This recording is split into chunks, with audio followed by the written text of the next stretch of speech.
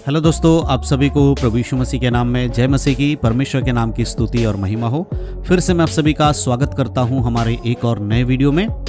दोस्तों, आज के इस वीडियो के माध्यम से मैं आपसे बातें करने वाला हूं ईस्टर संडे के विषय में। जी हाँ दोस्तों, ईस्टर संडे के विषय में। आज के समय में बहुत सारी कलीसियाओं में पाम संडे, गुड फ्राइडे और ईस्टर संडे को सेलिब्रेट किया जाता है, उसे मनाया जाता है। और हम सब देखते हैं कि अलग अलग तरीके से लोग इसको अपने कलीसियाओं में, चर्चों में इसको मनाते हैं। कुछ लोग शोभा यात्रा निकालते हैं, प्रभु यीशु मसीह के मृत्यु का शोभा यात्रा, फिर यरूशलेम में विजय पर्व जो प्रवेश था उसका शोभा यात्रा, और अंतिम में हम देखते हैं कि ईस्टर संडे में भी कई लोग शोभा यात्रा निकालते हैं और इस चीज़ को दिखाने की कोशिश करते हैं कि यीशु मसीह कैसे मुर्दों में से जी उठे थे। लेकिन मेरे प्रियो, मैं आपको आज बाइबल के कुछ वचनों के द्वारा समझाना चाहता हूँ कि आखिर यीशु मसीह का जी उठना हमारे लिए इतना ज़रूरी क्यों था। क्यों यीशु मसीह का पुनरुत्थान हुआ, क्यों मुर्दों में से परमेश्वर ने यीशु मसीह को तीसरे दिन जिलाया। अगर आप उस बात को नहीं समझते हैं, यीशु मसीह के जी उठने को नहीं समझते हैं, तो फिर आपका ईस्टर संडे मनाना व्यर्थ हो जाएगा, आपका चर्च में जाना व्यर्थ हो जाएगा, आपका बाइबल पढ़ना व्यर्थ हो जाएगा, आपका उपवास रखना व्यर्थ हो जाएगा, आप स्वर्ग में नहीं जा पाओगे। इसीलिए ज़रूरी है कि आप इस बात को समझें कि आखिर यीशु मसीह को क्यों मरना पड़ा। मेरे प्रियो, ऐसा नहीं है कि यीशु मसीह कमज़ोर थे, उसको क्रूस पर लटका दिया गया, कील ठोक दिया गया और वो मर गया और 3 दिन तक कब्र में रहा और उसके बाद परमेश्वर ने उसे ऐसे ही जिंदा कर दिया। नहीं मेरे प्रियो, उसका एक मकसद था। यीशु मसीह सर्वशक्तिमान परमेश्वर के पुत्र हैं, उनके पास वो सारी शक्तियाँ हैं जो परमेश्वर के पास है। स्वयं परमेश्वर ही यीशु मसीह हैं। इस बात को हमें समझना बहुत ज़रूरी है। जैसे कि भविष्यवाणी की गई थी यीशु मसीह के विषय में कि वो पकड़ा जाएगा, उसे कोड़े मारे जाएंगे, उसको बहुत दुख दिया जाएगा और उसे मृत्यु भी सहना पड़ेगा, परंतु परमेश्वर उसे मृत्यु भूमि के गर्भ में से तीसरे दिन फिर से जीवित कर देंगे। मेरे प्रियो, यीशु मसीह का जी उठना हमारे लिए उद्धार है। अगर यीशु मसीह मुर्दों में से तीसरे दिन ना जी उठते तो हम सबका उद्धार संभव ही नहीं होता, क्योंकि पाप की जो मजदूरी है वो क्या है? मृत्यु है। तो हम जो मनुष्य पाप में अपना जीवन बिता रहे थे, हम सब ने जो पाप किया था, परमेश्वर की महिमा से रहित थे, हम सबको अंत में क्या मिलने वाला था? हम सबको अंत में मृत्यु मिलने वाली थी। मैं इस संसार की मृत्यु की या शारीरिक मृत्यु की बात नहीं कर रहा हूँ, मैं उस मृत्यु की बात कर रहा हूँ जो परमेश्वर अंत में न्याय के बाद सबके लिए होगा। वो है अनंत काल का जीवन, नरक का जीवन। उसे दूसरी मृत्यु बाइबल में कहा गया है। मेरे प्रियो, अगर यीशु का जी उठना संभव नहीं होता या यीशु ना जी उठते तो हम में से कोई भी उस मृत्यु से नहीं बच पाते।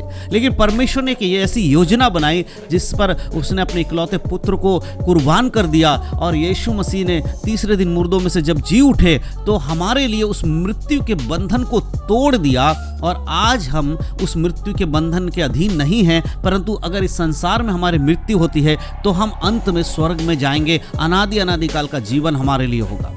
मैं कुछ आयतें आपके लिए पढ़ना चाहता हूं और मैं आपको ये याद दिलाना चाहता हूं कि आप यीशु के पुनरुत्थान पर विश्वास करें।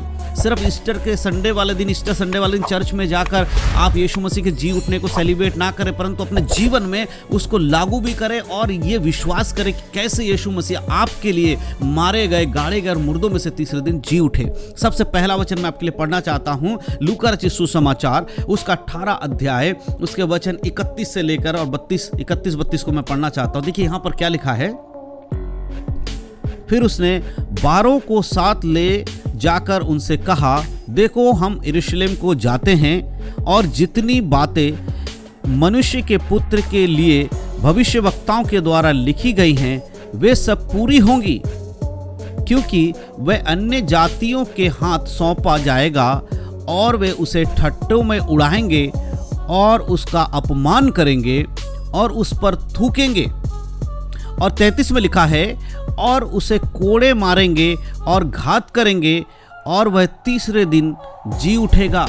यीशु मसीह यहाँ पर अपने मृत्यु के विषय में और उनके साथ होने वाली घटनाओं के विषय में जिक्र कर रहे हैं और अपने चेलों को बता रहे हैं मेरे प्रियो कि किस तरह से एक योजनाबद्ध जो परमेश्वर की ओर से है कि मनुष्य का पुत्र यानी यीशु मसीह को लोग पकड़ेंगे, उसकी निंदा करेंगे, उसे कोड़े मारा जाएगा, उसके बाद लास्ट में उसको मार डाला जाएगा। लेकिन यीशु यहाँ ये भी कहते हैं कि तीसरे दिन मुर्दों में से वो जीवित हो जाएंगे। यीशु मसीह का जी उठना हमारे उद्धार की जो पूर्णता को दिखाता है, यानी कि जो कोई व्यक्ति यीशु को अपने उद्धारकर्ता के रूप में मान लेता है, अपने पापों से मन फिरा लेता है, उसके बाद यीशु को ग्रहण करके एक पवित्र जीवन जीता है और फिर यह विश्वास करता है कि यीशु मसीह मरने के बाद 3 दिन बाद मुर्दों में से जी उठा है और वो अभी पिता के दाहिनी ओर है, स्वर्ग में है, फिर हमें लेने वापस आने वाले हैं। जो व्यक्ति इस बात पर विश्वास करता है उसी का उद्धार संपूर्ण होता है।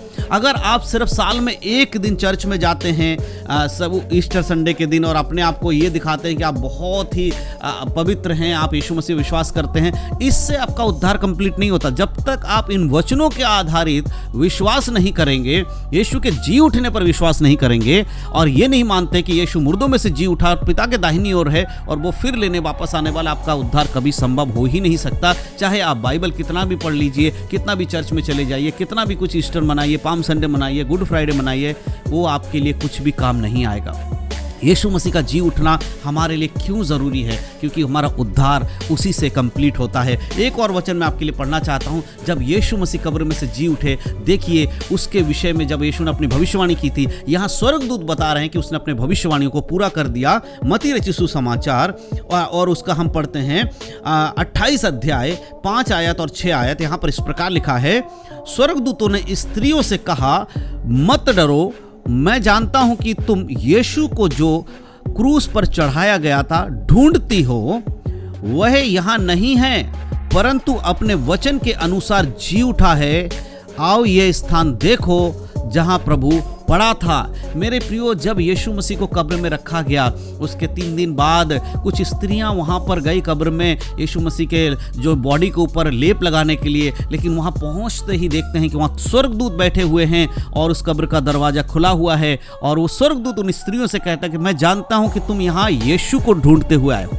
बहुत बार आप लोग भी यीशु को ढूंढ रहे होते चर्च में, लेकिन मेरे प्रियो, चर्च में यीशु मसीह नहीं है। यीशु मसीह तो अभी स्वर्ग में है, अभी हमारे साथ पवित्र आत्मा काम करता है। तो स्वर्गदूत यहाँ कहते हैं कि तुम जिसे ढूंढ रहे हो वो यहाँ नहीं है, परंतु वो जी उठा है, अपने वचनों के अनुसार वो जी उठा है। और देखो, ये स्थान जहाँ पर तुमने यीशु को रखा था वो खाली पड़ा हुआ है। आज भी यरूशलेम में यीशु का जो कब्र है, उस कब्र में ये शब्द लिखा हुआ है कि वो जी उठा है, यीशु यहाँ नहीं है। मेरे प्रियो, इस बात पर जब आप विश्वास करेंगे, यही आपके लिए सही मायने में ईस्टर होगा। अगर आप हर साल एक संडे के दिन ईस्टर सेलिब्रेट करते हैं और अपने जीवन को पवित्रता में नहीं चलाते हैं, अपने आप को विश्वास में नहीं रखते हैं, तो चाहे आप कितने भी साल तक इस संसार में रहते हुए ईस्टर को सेलिब्रेट करिए, बड़े बड़े चर्च के मेंबर बन जाइए, बहुत ईस्टर को धूमधाम से मनाइए, इससे कोई आपको फर्क नहीं पड़ेगा, कोई आपके जीवन में उन्नति नहीं होगी, जब तक आप इस बात पर विश्वास नहीं करेंगे कि यीशु जी उठा है और वो आपको लेने वापस आने वाले हैं। आज बहुत सारे मसीह लोग ऐसे हैं जो नाम के मसीह हैं, जिसे नामधारी मसीह कह सकते हैं हम लोग। वो सिर्फ चर्च जाने वाले वो लोग हैं, संडे को चर्च चले जाएंगे, उसके बाद अपने पूरे जिंदगी भर वही काम कर रहे होते हैं जो बाकी संसार के लोग अन्य जातियों में कर रहे होते हैं। क्या आपका जीवन भी ऐसा ही है कि आप ईस्टर संडे को, गुड फ्राइडे और पाम संडे के दिन ही अपने आप को रोते हैं, हंसते हैं, चिल्लाते हैं, खुशी मनाते हैं? जैसे बहुत सारे लोग गुड फ्राइडे के दिन रो रहे होते हैं कि यीशु मसीह मारा गया, हाँ यीशु मसीह मारा गया, और ईस्टर वाले दिन आकर खुश हो रहे थे कि यीशु मसीह जी उठा, यीशु मसीह जी उठा। क्या आपका जीवन भी इस प्रकार का है? अगर इस प्रकार का है तो मेरे प्रियो, नहीं, आपका जीवन ऐसा नहीं होना चाहिए। आप Good Friday, Easter Sunday, Palm Sunday मनाइए या मत मनाइए, उससे बाइबल में कहीं पर भी नहीं लिखा है कि आपका आत्मिक जीवन खराब होता है। लेकिन अगर आप विश्वास नहीं करते यीशु मसीह के जी उठने पर, तो आपका आत्मिक जीवन भी खराब होता है और आपका विश्वास भी खराब हो जाता है और आप फिर कभी भी उद्धार में संपूर्ण रीति से आप उद्धार नहीं पा सकते। इसलिए मेरे प्रियो, इस ईस्टर के संडे के दिन मैं आपको यही चेतावनी और यही आपको सलाह देना चाहता हूं कि बाइबल के अकॉर्डिंग अपने जीवन को जांचें, लोगों के अकॉर्डिंग नहीं। कलीसिया क्या सिखाती है उससे बढ़कर आपको बाइबल में क्या लिखा है, उन बातों को ध्यान देने की जरूरत है, क्योंकि आज के समय में कलीसियाएं भ्रष्ट हो चुकी हैं। आज बहुत सारी कलीसियाएं बाइबल की शिक्षाओं को तोड़ मरोड़ कर सिखा रही हैं। इसीलिए आप जिस भी कलीसिया में जाते हैं, कृपया करके बाइबल के अनुसार परखें कि वो सही वचन के अनुसार कलीसिया है या नहीं है। अगर आप बाइबल के अकॉर्डिंग अपने जीवन को चलाएंगे तो ईस्टर संडे भी आपका सही होगा, गुड फ्राइडे भी आपका सही होगा, पाम संडे भी आपका सही होगा, आत्मिक जीवन भी आपका सही होगा। तो मैं विश्वास करता हूं कि आज के इस वीडियो के माध्यम से आप समझ पाए हैं कि यीशु मसीह का जी उठना हमारे लिए इतना ज़रूरी क्यों है, क्योंकि उसके जी उठने से ही हमारा उद्धार जुड़ा हुआ है।